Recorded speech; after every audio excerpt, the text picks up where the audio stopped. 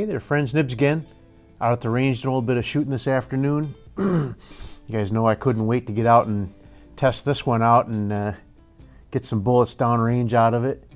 What we have here is my new Remington 541T, new to me. People watching my post on Facebook, I posted up new for 2031, or firearm for 2031, Remington 541T. Everybody got excited thinking that Remington was going to be putting this back out again. But no, this one was made in May of 1994. And I've actually been out to the range with it a couple times now and had some issues. And I wanted to make it right before I did a video presenting it to you guys. So the main problem I was having was the trigger was absolutely atrocious on it. I couldn't even guess it was more than 10 pounds, probably 12 or 13 pounds. And it was just like having to squeeze it to get it to go off. And took it home, took it apart. And what I found was there's actually a couple of screws on the trigger mechanism for adjusting it. And the one screw for over travel was actually screwed in so that it was pretty much tight right up against the trigger before it would even start pulling it. And that was what was causing the problems with the over travel. And then the other thing that I've been really kind of struggling with is finding an ammo that this thing would actually shoot. I mean, it shoots them all decent.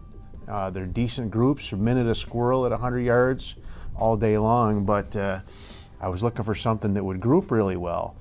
And I shot Normatec 22 and several different types of Aguila, even Aguila high velocity stuff, but really good.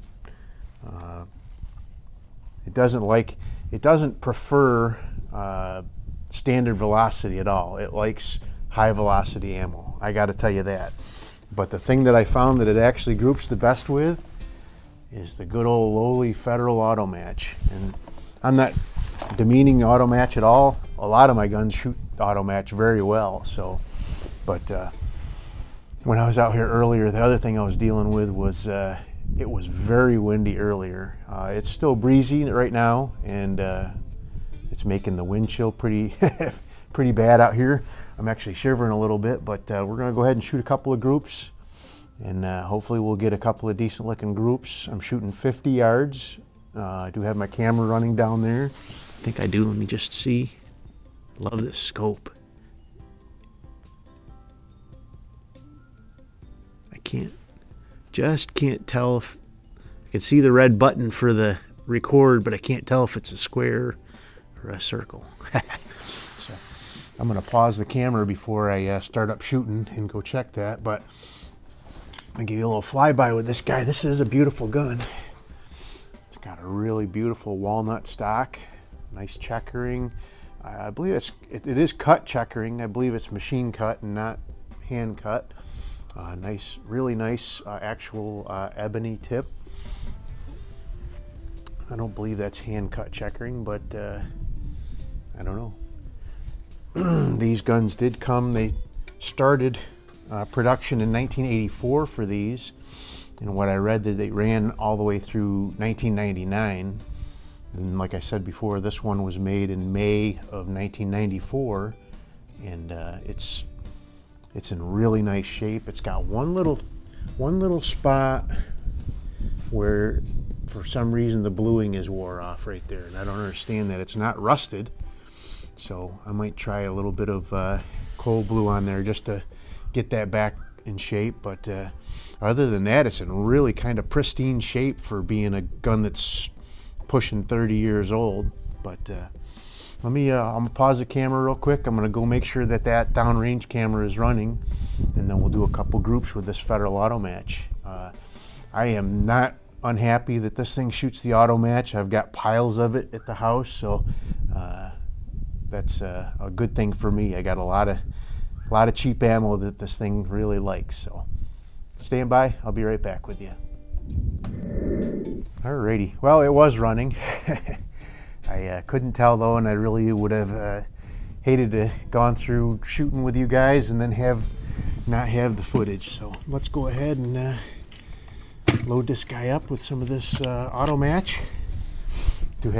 So I have a 5-round magazine and I do have a 10-round magazine, but we're going to shoot a couple of 5-round groups here. Now the wind's starting to kick back up again.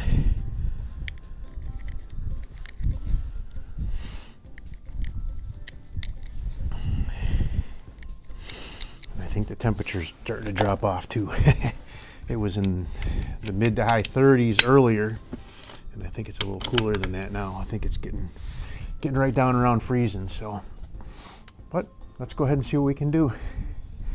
I will let you know that before I started up, I was playing around with it, and I probably shot 3 or 4 groups, and 2 of them were single hole groups, and the other one had just one bullet that was like a 1/4 inch away from being in the same hole as the other 4. So if I can't do it now, it's because I'm shivering because of the wind. It's not because of the gun or the ammunition, I'm sure. So, but let's see what we can do. I'm so glad that that problem with the trigger was an easy resolution. Oh, I didn't even mention, after I played with the over travel, the trigger was about 2 pounds 15 ounces average. So not a match grade trigger, but a very nice trigger for a sporter like this.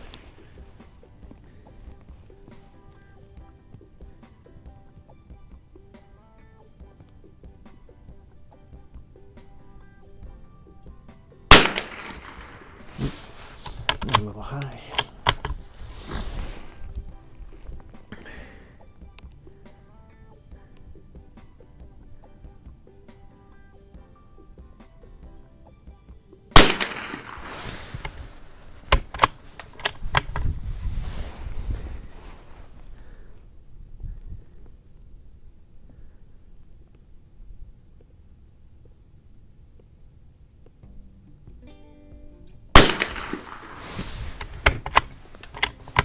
Not looking too bad. That first one went a little high on me, but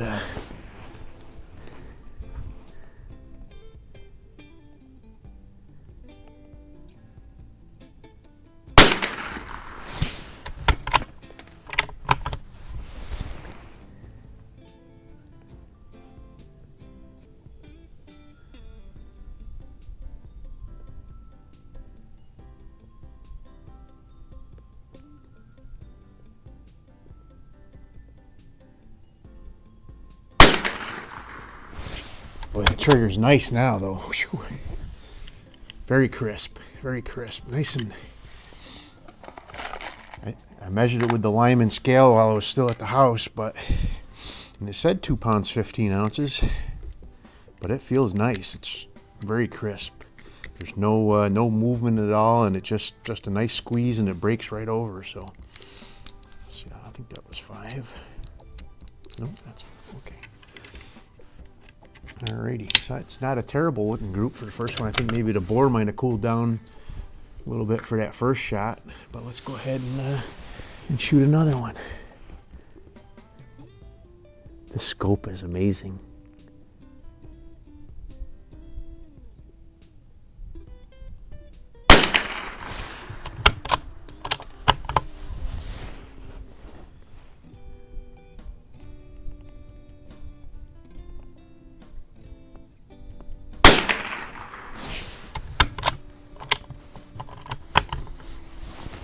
I think this gun is going to be a lot of fun in the summertime.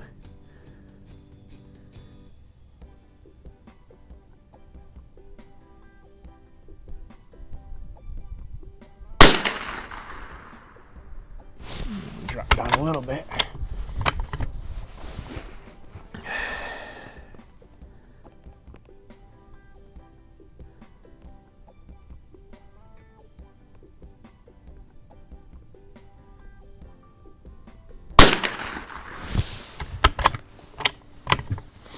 Those are Those are 1.5-inch bullseyes that we're seeing on the camera there, just as a point of reference.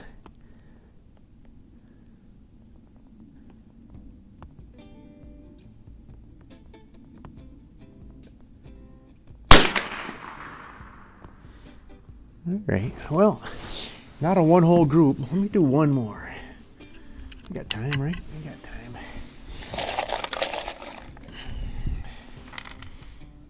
Oh, I must have had 6 bullets in there. That was, there's still one left in the magazine. Or did I only do 4? Thought I did 5.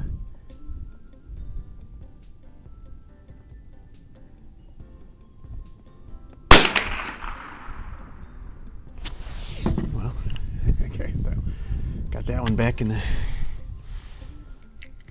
same bullseye as the last ones, but we'll do one more.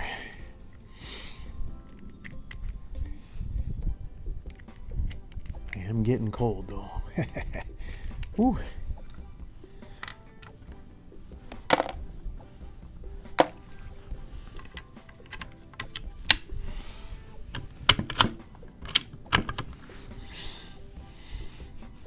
This is a nice rifle though, man.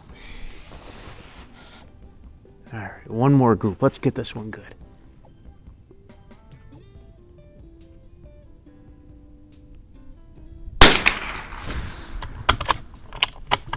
This is such a sharp image in this scope.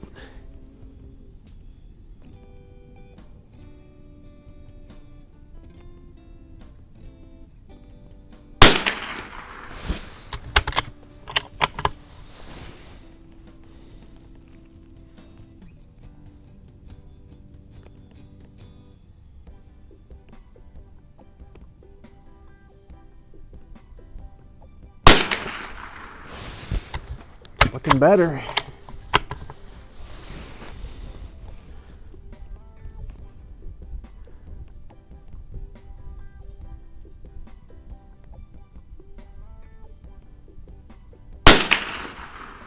Oh, that one pulled up a little bit. Darn it.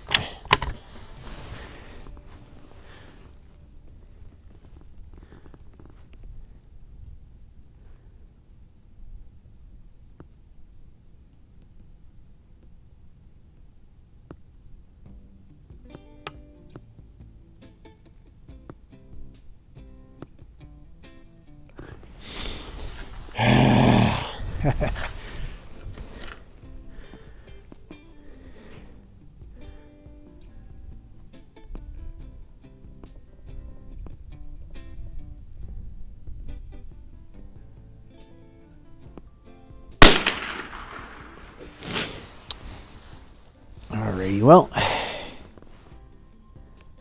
the last 2 pull up high for whatever reason, but still not terrible shooting. Kept them all in the black. Like I said, before I started up, I don't know what it is when I get on camera. I get camera shy or nervous or whatever, but I always do better groups when I'm off camera. It almost seems like every time, but it's a great shooting little gun. I'm glad I picked it up. There you go. There is my Remington model 541T. You guys saw it already, but there is the Weaver T-10 scope, adjustable objective. Very nice gun, very nice setup overall. So, but anyway, hope you liked the video. If you did, like, share, and subscribe. Till next time, have a great day.